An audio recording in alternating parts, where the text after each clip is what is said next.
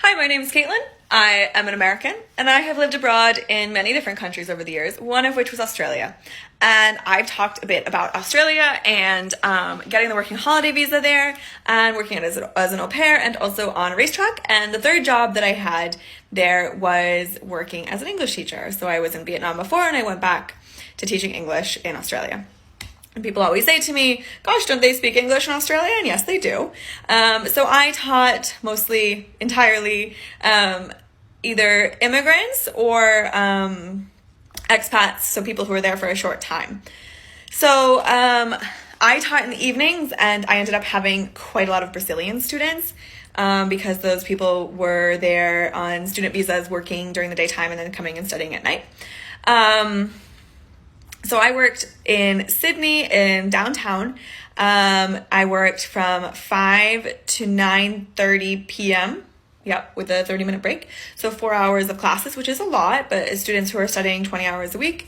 I really loved the job. I really loved the students. They were honestly like my age. Like I was in my early mid-20s, and so were most of them. So it was fun. And the colleagues as well. This industry is like really suffering. I'm not sure that it even exists at this point because, of course, if all of these students who were coming to study English can't get into the country, the companies don't exist. So I know that they were struggling back in 2020. So at this point, at the end of 2021, I'm sure that they're having a hard time, but hopefully they'll come back when they can. And teaching English in Australia is really, really quite fun and interesting people. So the pay was 43.55 Australian dollars per hour.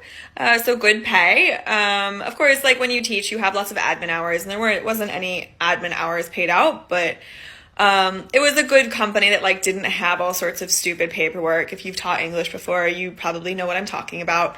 There were tests and tests to grade, but like you have one class, so 20 hours with one class. Actually, one of those days was with a different class, but that was like a complicated, weird thing. So it's really nice. I really enjoyed having so many hours with the same students because you can really get to know them and really kind of tailor your lessons and teach them rather than just teaching the curriculum because that's what's next in the book. So yeah, if you're thinking about going to Australia and are an English teacher, it's a great place to do it once the industry recovers.